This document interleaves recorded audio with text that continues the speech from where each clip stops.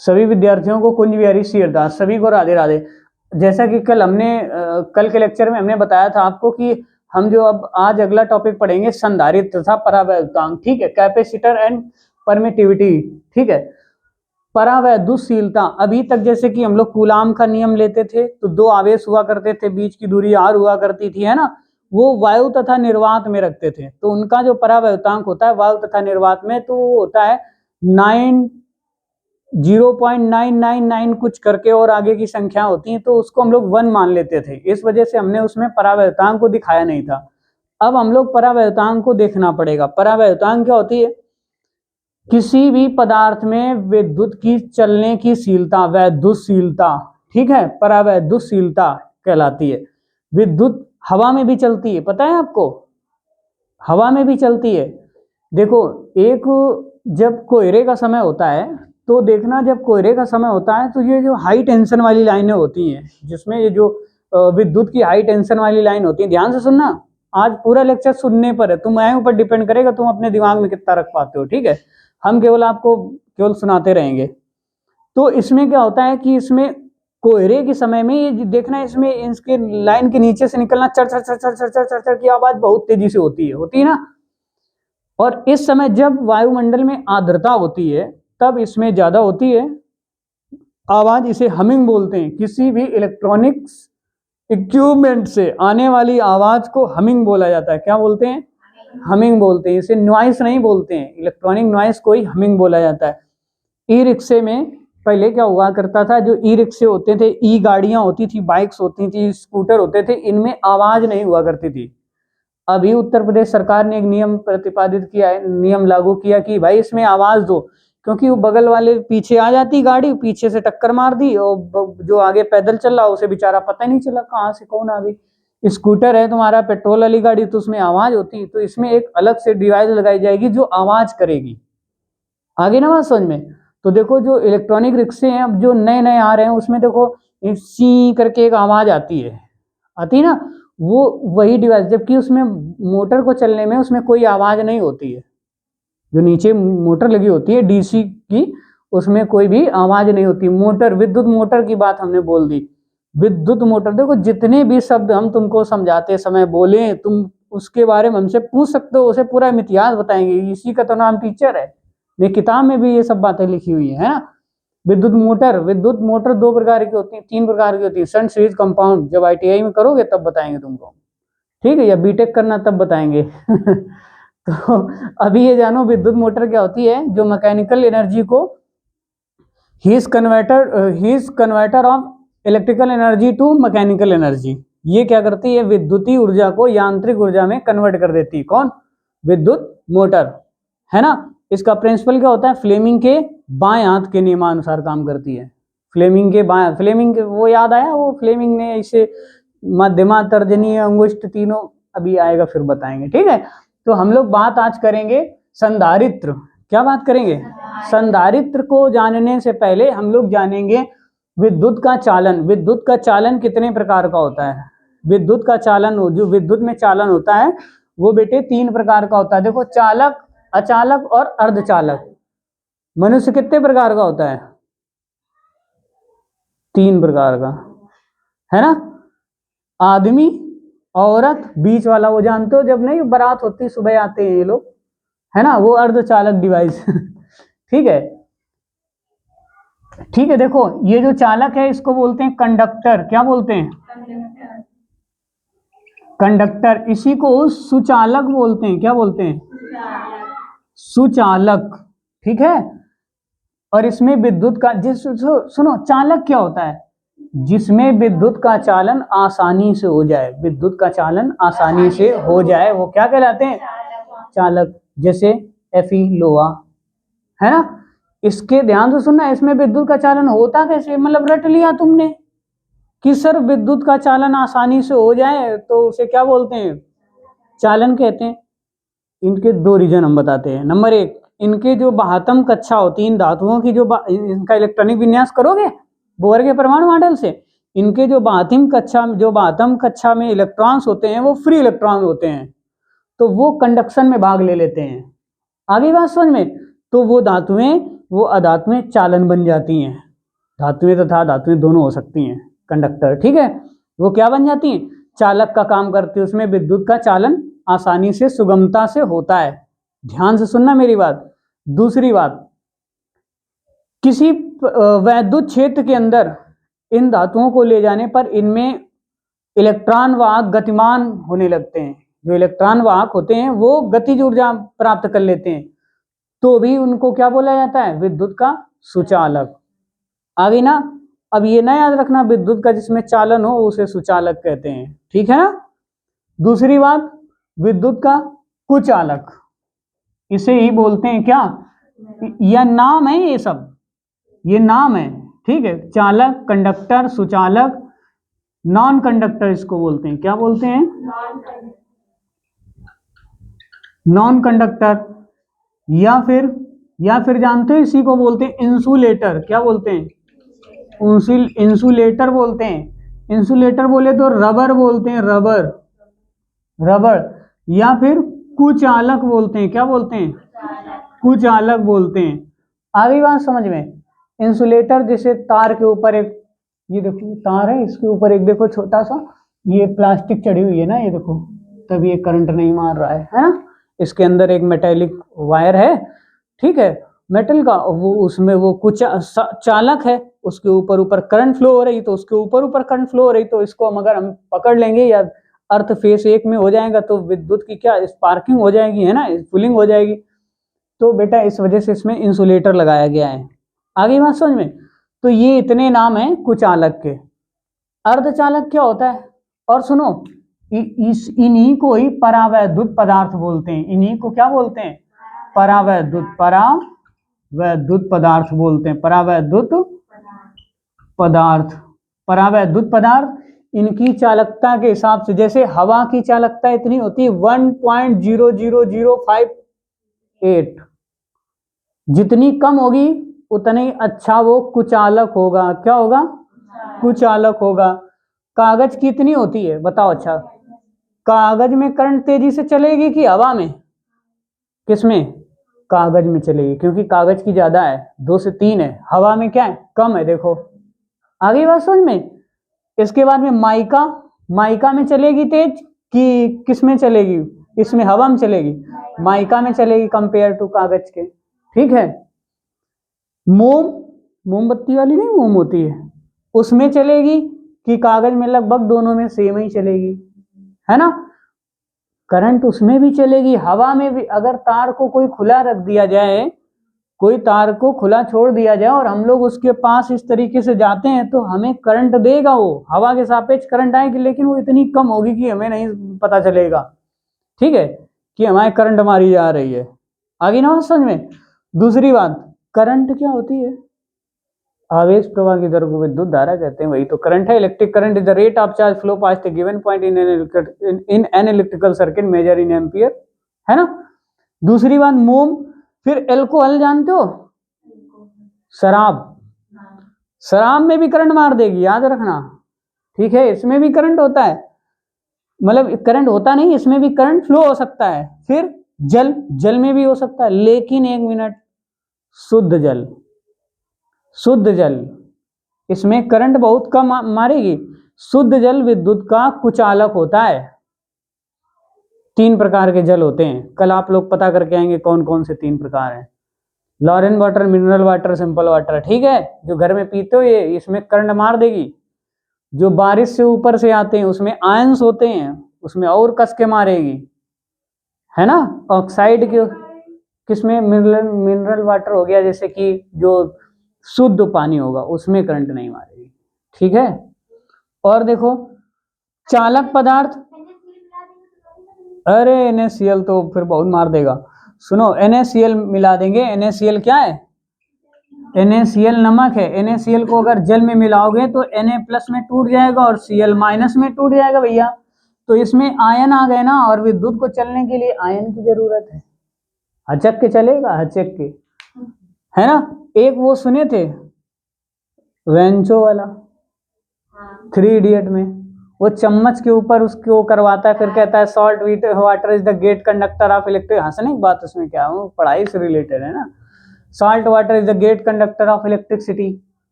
तो यूरिन में भी मानोगे, यूरिन में भी करंट होता है, ठीक है।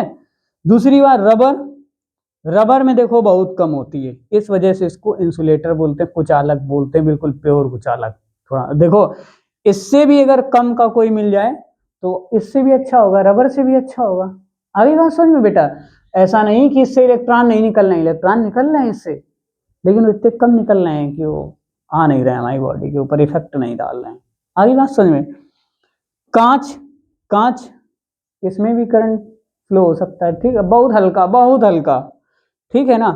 तो इन्हीं को बोलते हैं, इन ये पदार्थों की परावैद्युतशीलता है। क्या है? पदार्थों की परावैद्युतशीलता है। हवा और निर्वात में बहुत कम होती है, इस वजह से के का मान इसमें क्या कर लेते हैं, 1 कर लेते हैं। ये बताओ अच्छा 1 के अप्रॉक्स है कि नहीं, बताओ है कि नहीं? ये 1 के तो लगभग में है।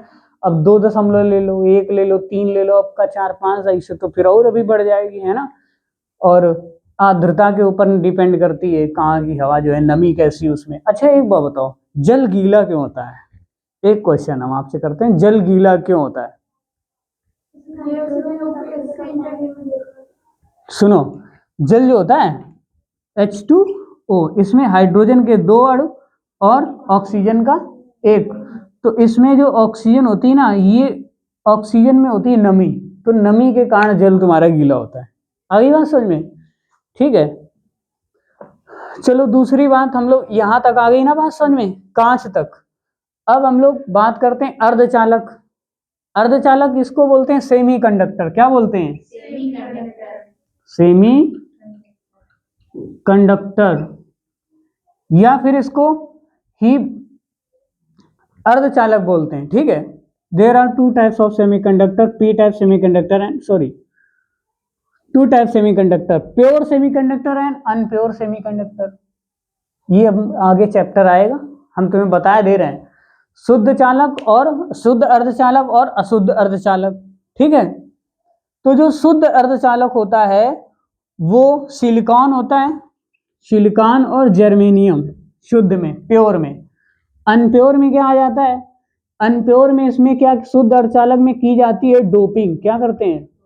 डोपिंग। डोपिंग का मतलब होता है, डोपिंग का मतलब होता है शुद्ध में अशुद्ध मिला देना। ड्रेस पहन के जा रहे हो हैं और भैंसी के पगल से निकले वो पूंछ घुमा देना सही से राउंड से, अशुद्ध कर देना, डोपिंग कर देना सो। तो डोपिंग 2 प्रकार की होती है, पेंटावैलेंट एंड ट्राईवैलेंट, पंचसंयोजी और त्रिसंयोजी। तो इस प्रकार से ये पी टाइप और एन टाइप का सेमीकंडक्टर बन जाता है। इनसे क्या बनता है? इनके संयोजन से, पी टाइप सेमीकंडक्टर और एन टाइप सेमीकंडक्टर के संयोजन से बनता है एलईडी, डायोड बनता है, डायोड बनता है। अभी आगे पढ़ाएंगे, हम बता दिया तुमको।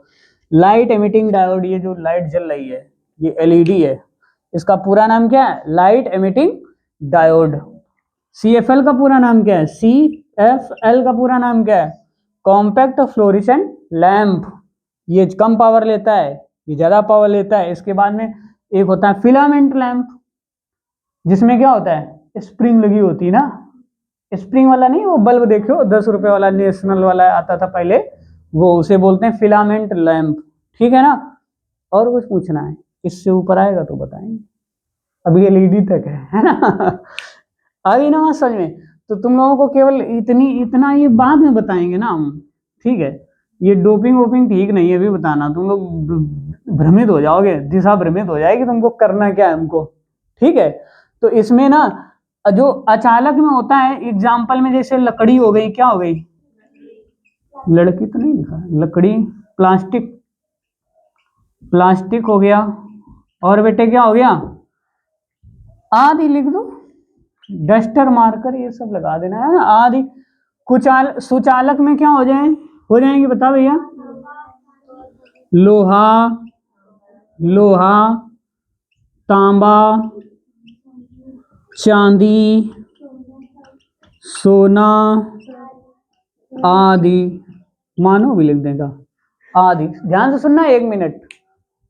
चांदी इज अ सुपर कंडक्टर, चांदी is a best conductor of electricity. Silver is a best conductor, चांदी बता रहे हैं, silver is a best conductor of electricity, है ना। तो एक बात बताओ, सिल्वर में ऐसा क्या होता है कि वो बेस्ट कंडक्टर है? विद्युत का, जानते हो?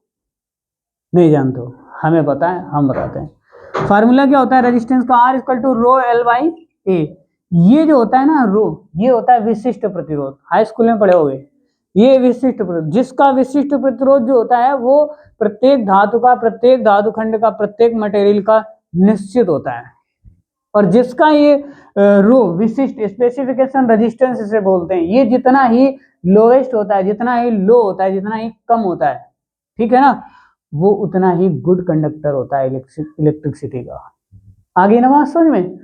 तो इसको नोट कर लो, फिर इसके बाद में हम लोग आगे बढ़ते हैं, कैपेसिटर समझते हैं। ठीक, अगला टॉपिक हम समझने का प्रयास करेंगे, संधारित्र क्या है। ध्यान से सुनना, संधारित्र क्या है। ठीक, देखो संधारित्र क्या होता है बेटा, इसको समझने के लिए हमने एक पहले नल लिया, इसको आप अपनी भाषा में नलका बोलते होंगे। ठीक, पानी ये तुमने लिया, ये पानी नल से निकलेगा, है ना, कहाँ पे जाएगा बेटा? बाल्टी में जाएगा। ठीक, बाल्टी में जाएगा। बाल्टी का क्या काम है? बाल्टी की जितनी भी क्षमता है, उसकी कुल क्षमता, वो बाल्टी की क्षमता है, मतलब जैसे 5 लीटर की, 6 लीटर, 10 लीटर, मान लो 10 लीटर की, कितने लीटर की? 10 लीटर की। इससे ज्यादा फिर उठाना पाइयो, तुम लोग उठा ले, हैं? 10 लीटर मान लो, है, मान लेते हैं। और ये बाल्टी की खाली जगह। अच्छा वो बताओ, पानी बाल्टी में कहां पर स्टोर होगा? कहां पर? बाल्टी की खाली जगह में होगा ना, खाली जगह में होगा। नीचे कहां? नीचे बाल्टी में ना, नीचे तो जाएगा भी नहीं है। तो बाल्टी में जो पानी स्टोर होगा, जो एकत्रित होगा पानी, वो कहां स्टोर होगा?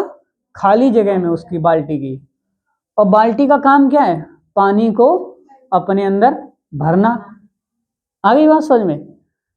और बाल्टी किसको भरती है? पानी को। कहां पर भरती है? बाल्टी की क्षमता कितनी है? आ गई बात समझ में? तो जो बाल्टी है, ध्यान से सुनना, इसको बोलते हैं संधारित्र। क्या बोले हम लोग? अगर संधारित्र, ध्यान ध्यान से सुनना, अभी सब समझ में आ जाएगा। संधारित्र जो इसकी खाली जगह है ना, इसको बोलेंगे परावैद्युत। क्या बोले? परावैद्युत। परावैद्युत, है ना, परावैद्युत। ठीक, खाली जगह है बाल्टी की, उसे क्या बोले? परावैद्युत। जो पानी है ना, उसे क्या बोले? आवेश। क्या बोले? आवेश। ध्यान समझना भाई साहब।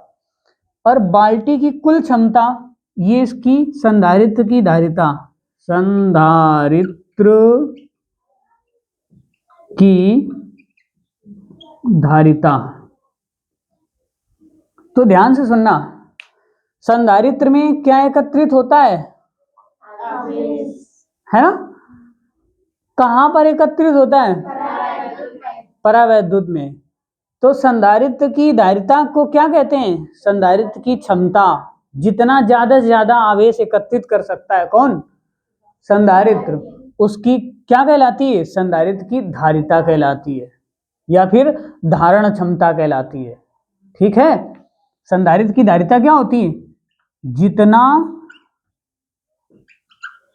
ज्यादा से ज्यादा आवेश, आवेश कौन? संधारित्र, संधारित्र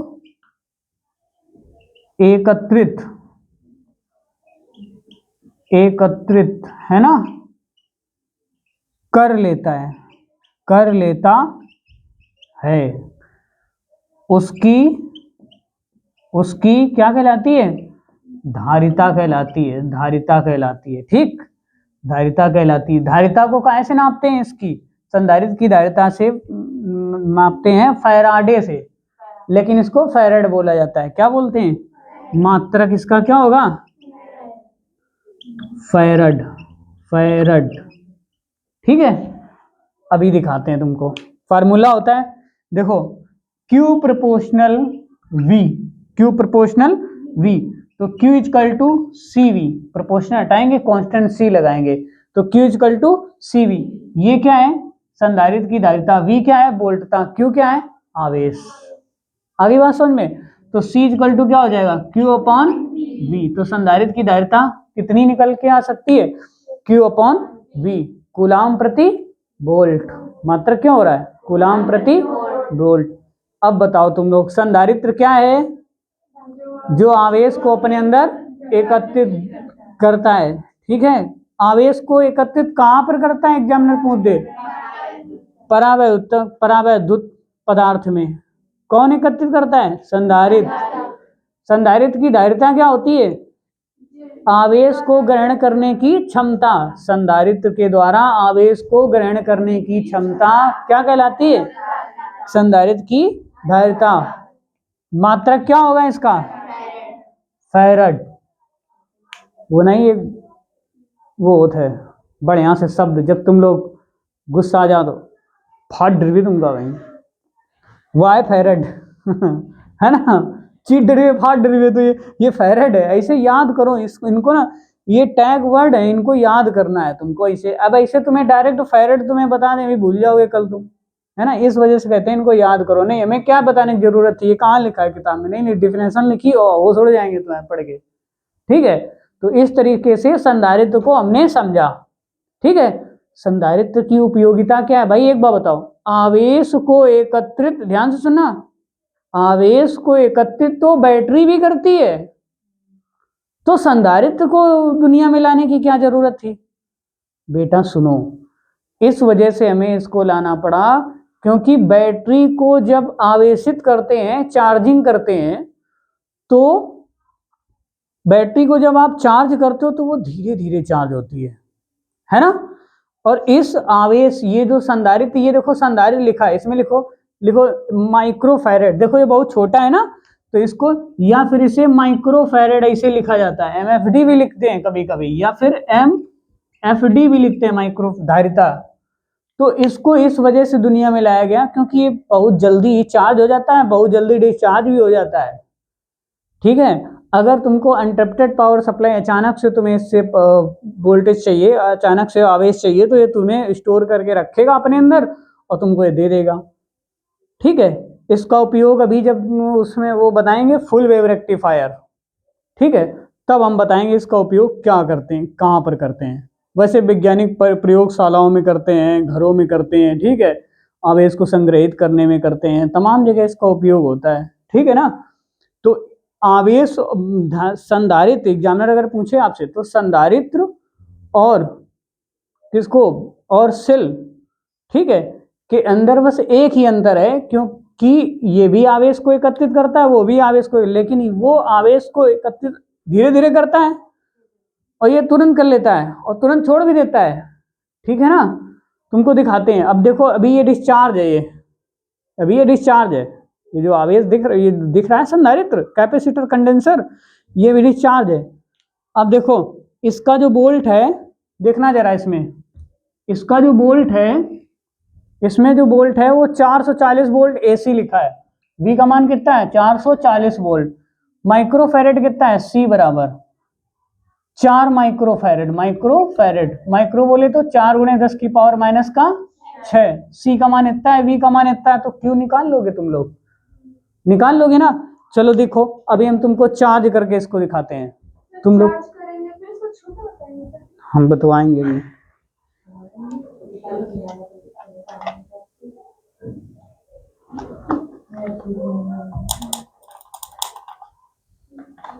देखो ये जो आवेश हो, ये जो संधारित्र हो गया, ये संधारित्र, ये चार्ज हो गया। अब देखो इसको, देखा, अब ये डिस्चार्ज हो गया, अब ये करंट नहीं मारेगा। उतने टाइम पकड़ लेते तब मजा आ जाता, है ना। तो ये देखो, इसने आवेश को अपने अंदर खटाक से लिया। अब हमने तुमसे बताया था ना ये कितने आवेश लेगा, कैलकुलेट करके बताओ इसको। Q = CV निकालो, गुणा कर दो सीधे, देखो कितना आएगा। 17, हाँ 1760 माइक्रो कूलाम एकत्रित करेगा ये। आ गई ना बात समझ में? ये होता है। इसका उपयोग पंखे में फेस को स्लिफ्ट करने के लिए किया था। कोई भी पंखे की मोटर, जो पंखे घर में सीलिंग फैन होते हैं, वो सिंगल फेस पर नहीं चलते, वो डबल फेस पर चलते हैं, तो उनको ये सिंगल फेस से डबल फेस बनाने के लिए काम आता है, ये याद रखना। ठीक है ना। हाँ, पंखों में लगा तो होता है, देखना, ये देखो नीचे से इधर दिख रहा है ऊपर वाले में, ठीक है ना। तो इसको नोट कर लो चाहो तो। और अब देखो देखो जरा संधारित्र जो होता है ना कैपेसिटर, इसको इससे डिनोट करते हैं, ये कैपेसिटर होता है, ठीक है। और ये स्टैटिक कैपेसिटर है, ये तुम्हारे में केवल यही निशान लगा हुआ है, ठीक है, बुक में। तो ये जो स्थिर, इसको बोलेंगे स्थिर कैपेसिटर, स्थिर संधारित्र, स्थिर संधारित्र। एक इस तरीके से कैपेसिटर होता है, इस तरीके से, ये बिल्कुल एक्सप्लेन से पढ़ा दे रहे हैं तुम्हें, ठीक है। इसे बोलेंगे परिवर्ती कैपेसिटर, परिवर्ती संधारित्र। क्या बोलेंगे? परिवर्ती संधारित्र, संधारित्र, ठीक है ना, परिवर्ती कैपेसिटर, ठीक। तो अब उम्मीद है कि तुम लोगों को याद रहेगा, ठीक। अब हेडिंग डालो, संधारित्र की धारिता, लिखवा देते हैं तुमको, है ना, लिखवा दें। ये बना लेना, चित्र बना लिए थे, बना लो अपने मन से बना लो, बना लो, इजी था ना।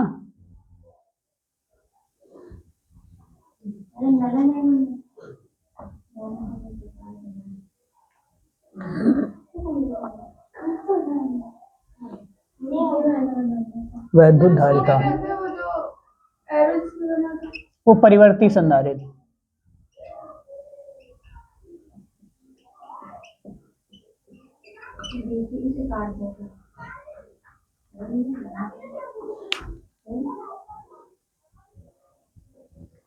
इसमें लिखो किसी संधारित्र की धारिता उस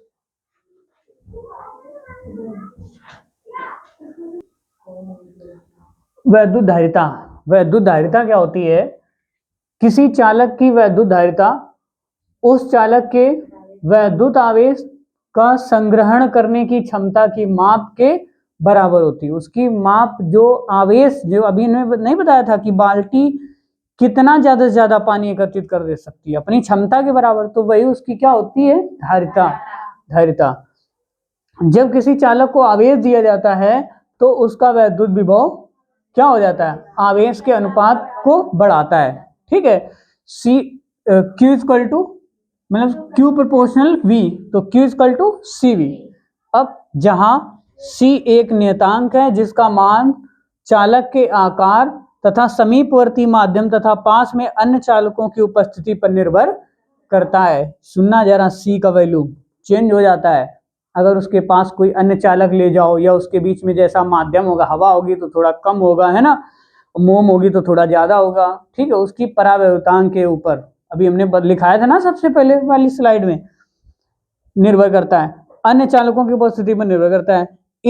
इस नियतांक को चालक की वैद्युत धारिता कहते हैं। C equal to Q upon V। आगे देखो, आगे लिखो, नोट में लिखो, नोट नंबर 1 में लिखना था, किसी चालक की वैद्युत धारिता चालक को दिए गए आवेश तथा चालक के विभव में होने वाली वृद्धि के अनुपात को कहते हैं। ये भी एक डेफिनेशन है, ठीक है, वैद्युत धारिता की। अब देखो इसका मात्रक क्या होगा? फैरेड या कूलाम प्रति वोल्ट, अभी आपने देखा था। फिर नोट नंबर 2 में लिख दो, 1 फैरेड उस चालक की धारिता होगी जिसको 1 कूलाम आवेश देने पर उसके विभव में 1 वोल्ट की वृद्धि हो जाती है। 1 माइक्रोफैरेड बराबर क्या होगा? 1 माइक्रोफैरेड बराबर होगा 10 की पावर माइनस का 6 फैरेड, और 1 पिकोफैरेड बराबर होगा 10 की पावर माइनस का 12 फैरेड, ठीक है। इसके बाद में अगली हेडिंग डालो, वैद्युत धारिता का मूल मात्रक तथा इसकी विमाएं।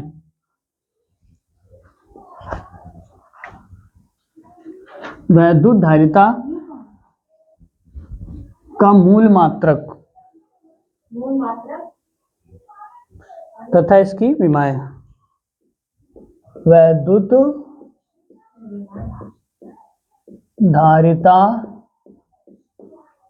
का मात्रक देखो, पहले वैद्युत धारिता का मात्रक देखो। नंबर 1 तो होता है फैरड, फैराड लिख दे रहे हैं, फैरड, ठीक है ना, फैरड बराबर कूलाम प्रति वोल्ट, कूलाम प्रति वोल्ट, बराबर कूलाम कूलाम बटे, बोल्ड को क्या लिख सकते हो, जूल प्रति कूलाम, जूल प्रति कूलाम। बेटा ये जूल के बटे में है ना, तो ये ऊपर चला जाएगा, क्या हो जाएगा ये कूलाम स्क्वायर, कूलाम स्क्वायर प्रति क्या लिखोगे जूल। ठीक है, इसके बाद में क्या होगा, जूल को कूलाम स्क्वायर प्रति जूल, इसको इसे भी लिख सकते हो एम्पियर, एम्पियर इंटू सेकेंड का स्क्वायर बटे, जूल को लिख सकते हो newton into metre, newton into metre. ठीक, अब इसकी विमा निकालते हैं, वैद्युत धारिता की विमा, देखो विमा इसकी क्या आएगी, आवेश की विमा क्या होगी ए टी स्क्वायर बटे, ये जूल किसकी है, इधर क्या आएगा एम एल 2 T-2, इसको ऊपर ले जाएंगे क्या आएगा बेटा M-1। ठीक, फिर L-2 और फिर क्या आएगा T4, T कितना हो जाएगा 4, T इधर 2 है, इधर भी 2, 2 4 हो गए ना, A तो 2 है, फिर A भी 2 है, A भी 2 है ना, देखो ये दोनों ही स्क्वायर लगा हुआ है। ठीक है ना, हो गया, नोट करो इसको, नोट हुआ, अभी कहाँ, नोट करो बेटा जल्दी से, टाइम कितना हुआ अभी, नोट करो जल्दी से। सी का मतलब फैरेड है, सी का मतलब कूलाम है, एफ का मतलब फैरेड है। नहीं E इक्वल टू Q/V, हाँ हाँ हाँ वही है। ठीक है, तो फिर मिलते हैं फिर अगली क्लास में। अब आपको फिर अगली क्लास में पढ़ाएंगे विलगित गोली चालक की धारिता। ठीक है ना, एक छोटा सा डेरिवेशन है। ठीक है, विलगित गोली चालक की धारिता। तब तक के लिए सभी को राधे राधे, सभी को जय हिंद जय भारत।